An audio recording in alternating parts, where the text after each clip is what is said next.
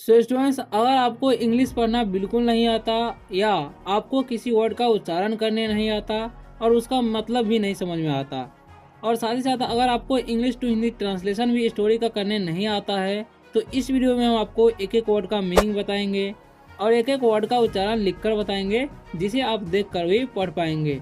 और साथ ही साथ ट्रांसलेशन करेंगे, जिससे क्या होगा कि आपको स्टोरी भी समझ में आएगी और आपको उसका हिंदी भी करने आने लगेगा। सो स्टूडेंट्स, ऐसा रोज करने से आप धीरे धीरे इंग्लिश पढ़ना, लिखना, बोलना सीख जाएंगे। अगर आप लोग वीडियो पर नए आए हो तो वीडियो को लाइक एंड चैनल को सब्सक्राइब अवश्य कर ले, ताकि आप इसी तरह से इंग्लिश पढ़ना सीखते रहें और मैं आपको सिखाता रहूं। तो आज हम जो स्टोरी पढ़ने वाले हैं वो है वेन गोज फिशिंग। ओके, आपको भी मेरे साथ पढ़ते रहना है। तो क्या होता है, बी से क्या होता है, ब होता है। ठीक है, बी से होता है ब, और ई का उच्चारण क्या होता है, ए होता है। एन से क्या होता है, न। तो क्या पढ़ेंगे हम, बेन। और जी से क्या होता है, ग। ठीक है, और ओ का उच्चारण क्या होता है, ओ। ठीक है, तो गो। और एस से क्या होता है, ज। तो इसे पढ़ेंगे हम ज। और स भी होता है, लेकिन यहाँ पर ई एस है, इसलिए यहाँ पर ज का एस का उच्चारण ज होता है, गोज। ठीक है, एफ से क्या होता है, फ। ठीक है, आई का हो जाएगा हर्षी या दीर्घी, और एस एस का हो जाएगा तलावेश, और आई का हो जाएगा हर्षी या दीर्घी, और एन से हो जाएगा अनुस्वार, जी का ग। तो इसे पढ़ेंगे हम फिशिंग। ओके, अब हम कर लेंगे इसका हिंदी।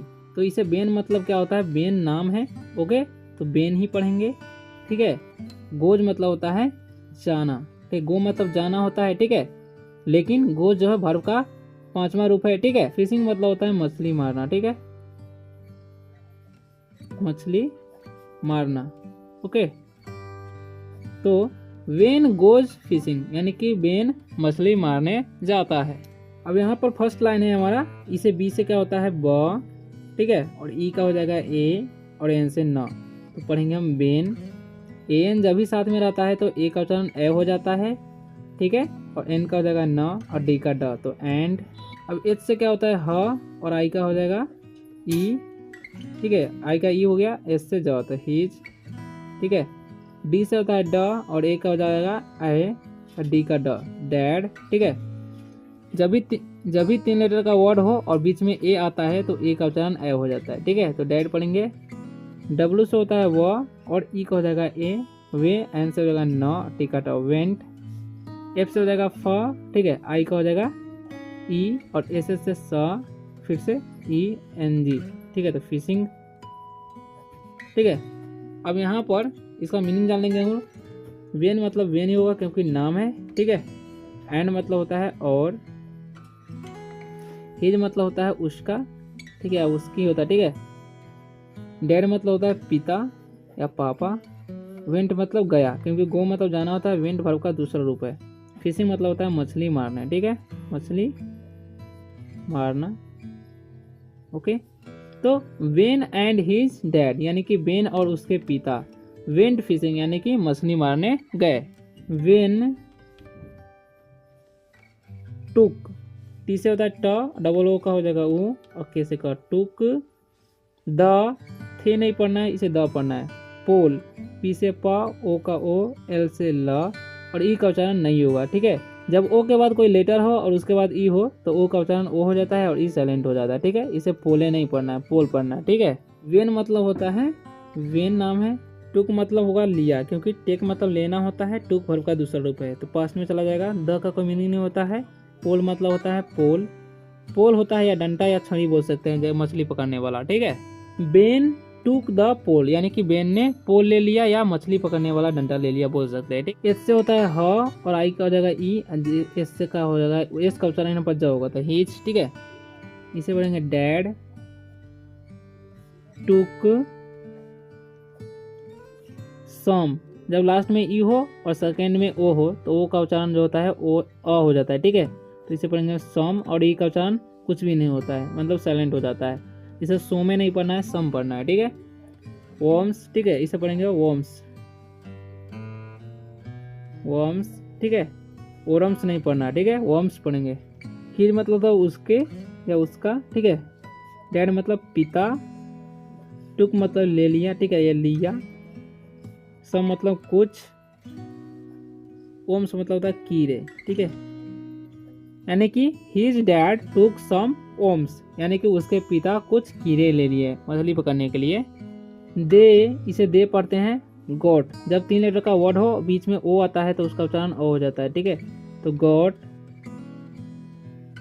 ऑन, ए अकेला होता है उसका उच्चारण ए ही होता है, इसे पढ़ेंगे बोट, ठीक है, बोट, ओके। ओ ए जब भी रहता है तो उसका उच्चारण ओ हो जाता है या ओ भी होता है कभी कभी, ठीक है। तो दे मतलब होता है वे लोग,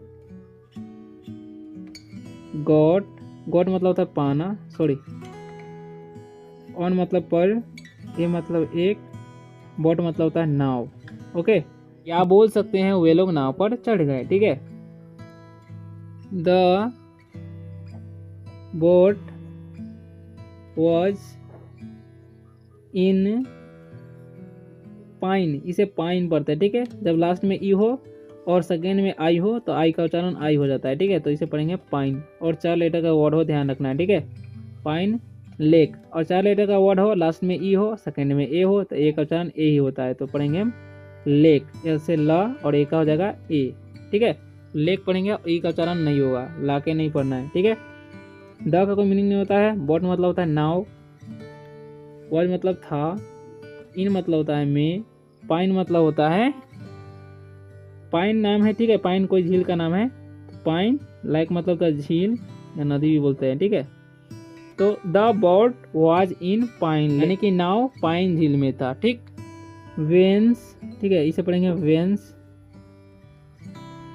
देखिए स्टॉपियस लगा हुआ है, ठीक है। डैड ड्रॉप, ठीक है, इसे पढ़ेंगे हम ड्रॉप द बोट, ओके। वेंस मतलब वेंस का नाम है तो वेंस ही पढ़ेंगे। डैड मतलब पिता, ड्रॉप मतलब चलाना, ठीक है, चलाया बोल सकते हैं। द का कोई मीनिंग होता है, बोट मतलब नाव, okay. Vance dad drove the boat, यानी कि वेंस के पिता नाव चलाए, ठीक है। यहाँ पर बोन्स के, देखिए स्टॉपियस जब भी लगा रहा होता है उसका मतलब होता है काके की, ठीक है। ही, इसे हे नहीं पढ़ना है। नोज, के का उच्चारण यहाँ पर नहीं होगा, के साइलेंट है, ठीक है, तो नोज पढ़ेंगे, ठीक है। नोज वेयर, इसे पढ़ते हैं हम वेयर। टू नहीं पढ़ना है। फाइंड, ठीक है, इसे पढ़ते हैं हम फाइंड द फिश, ओके। तो होता है वह, नोज मतलब जानना, ठीक है, वेयर मतलब कहाँ, ठीक है। टू फाइंड मतलब खोजना। द का कोई मीनिंग नहीं होता है। फिश मतलब होता है मछली, okay. He knows where to find the fish, ठीक है, यानी कि वह जानता है कि मछली कहाँ मिलेगी, ठीक है। बेन लाइक्ड, इसे पढ़ते हैं लाइक्ड, ठीक है।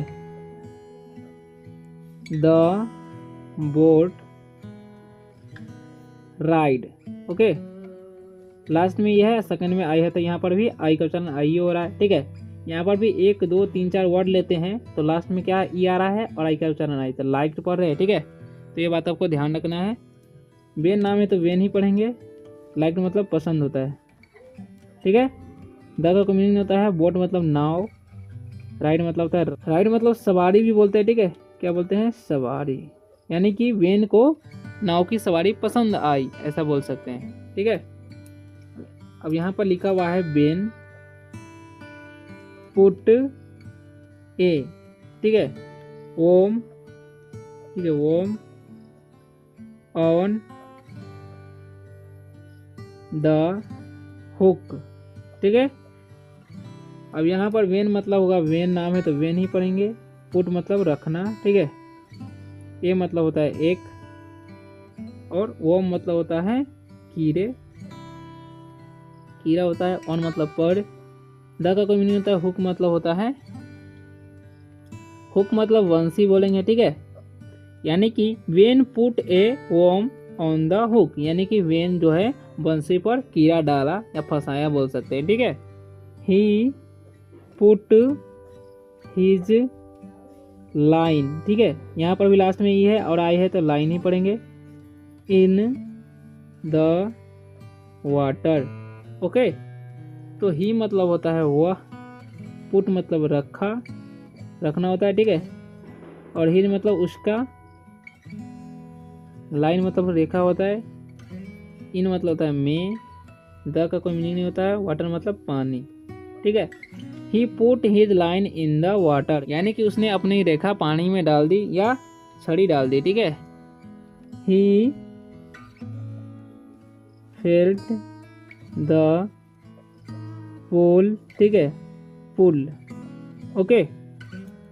ही मतलब होता है वह, फेल्ट मतलब होता है महसूस होता है, ठीक है, महसूस किया। द का मीनिंग तो पोल मतलब पोल ही होगा, पुल मतलब खींचना, ठीक है। ही फेल्ट द पोल पुल, ठीक है, यानी कि उसे पोल की खिंचाव महसूस हुआ या खंभे की खिंचाव महसूस हुआ, पोल मतलब खंभा भी होता है, ठीक है। वॉज इट ए फिश, ठीक है, होता है था, लेकिन यहाँ पर होगा क्या, इट मतलब होगा यह या वह, ये मतलब एक मछली, फिश मतलब मछली, यानी कि वॉज इट ए फिश, क्या यह मछली था या क्या वह मछली था, ठीक है। ही रिलीड, इसे रिलीड पढ़ेंगे, रिलेट नहीं पढ़ना है, इट इन, ओके। ही मतलब है वह या उसने होगा, ठीक है। रिलीड मतलब घुमाना, इट मतलब इसे, इन मतलब में। ही रिलीड इट इन, यानी कि उसने फिर से घुमाया, ठीक है। He did not gate a fish, ये मतलब होता है वह, डिड नॉट मतलब नहीं, गेट मतलब पाना, ठीक है, ए मतलब एक, फिश मतलब मछली, ओके। तो he did not gate a fish, यानी कि उसे मछली नहीं मिला, ठीक है। When got an old can, okay. When मतलब होता है कैन पढ़ते हैं इसे, सॉरी, वेन मतलब वेन होगा, गॉट मतलब पाया, एन मतलब एक, ओल्ड मतलब पुराना, कैन मतलब कैन होता है वही, सीसी बोल सकते हैं। When got an old can, यानी कि वेन को एक पुराना कैन मिला, ठीक है। दे नाइदर, इसे नीदर नहीं पढ़ना है, नाइथर नहीं पढ़ना है, इसे पढ़ना है नाइदर, ठीक है, या नाइदेर नहीं पढ़ना है। गॉट रिच ऑल, जब भी ए डबल के साथ में रहता है तो ए का उच्चारण ओ हो जाता है, ठीक है। ऑल एट, ठीक है। वंस, इसे पढ़ते हैं वंस, वन से नहीं पढ़ना है। एज दे हैड, जैसे कि मैंने आपको पहले बताया, 3 लेटर का वर्ड हो और बीच में ए हो तो ए का उच्चारण ए हो जाता है, ठीक है। तो हैड पढ़ेंगे होप्ड, इसे पढ़ेंगे हम होप्ड, ठीक है। नोर, इसे नोर पढ़ेंगे इंजॉयड, ठीक है। ENJOY से इंजॉय, ED से ड, तो इंजॉयड, इंजॉयड, सॉरी इंजॉयड, ठीक है, इंजॉयड। एनी, इसे पढ़ेंगे हम लोग एनी, एनआई नहीं पढ़ना है, इसे पढ़ेंगे लॉन्गर, देखिए LONG से लॉन्ग, ठीक है, ईयर से रहा तो लॉन्गर। द डेली, इसे पढ़ेंगे हम लोग डेली, कैसे, क्योंकि AI जब भी रहता है तो AI का उच्चारण ए हो जाता है, ठीक है, और डी से ड, LOI से ली, तो डेली। एडिशन, इसे पढ़ते हैं हम लोग एडिशन, सॉरी एडिशन, एडिशन कैसे, क्योंकि जब भी TIO है ना साथ में तो उसका उच्चारण सौ हो जाता है, एडिशन। टू, इसे टो नहीं पढ़ना है। दियर वेल्थ, ठीक है, इसे वेल्थ पढ़ेंगे, मतलब होता है वे लोग, ठीक है। और नाइदर मतलब होता है ना तो, ठीक है। और गॉट मतलब होता है पाना। रिच मतलब होता है धन, धनी हो सकता है। ऑल मतलब सभी। एट मतलब पर। वंस मतलब एक बार, ठीक है। एज मतलब जैसे। और दे मतलब वे लोग। हैड मतलब था थी होता है, ठीक है। और होप्ड मतलब होता है आशा। नॉर मतलब नहीं, ना तो, ठीक है,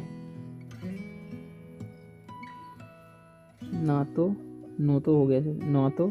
इंजॉयड मतलब होता है आनंद, आनंद या मजा किया। एनी मतलब होता है कोई। लॉन्गर मतलब होता है लंबा, ठीक है। द का मीनिंग होता है डेली मतलब होता है रोज। एडिशन मतलब होता है जोड़, ठीक है, या जुड़ाव। टू मतलब कुछ भी नहीं हुआ। डियर मतलब उन लोगों के, ठीक है, उन लोगों का मतलब होता है धन। ओके, अब हम इसका मीनिंग जान लेंगे। They neither got rich all at once, ना तो वे एक ही बार में अमीर हो गए। एज दे हैड होप्ड, जैसा कि वे उन्होंने आशा की थी, ठीक। Nor enjoyed any longer the daily addition to their wealth, ठीक है, नहीं अब अपनी संपत्ति में दैनिक वृद्धि का आनंद उठाया, ठीक है। सो स्टूडेंट्स, ऐसा ही वीडियो देखने के लिए वीडियो को लाइक करें और चैनल को सब्सक्राइब अवश्य कर ले ताकि आप आसानी से इंग्लिश पढ़ना सीख जाए।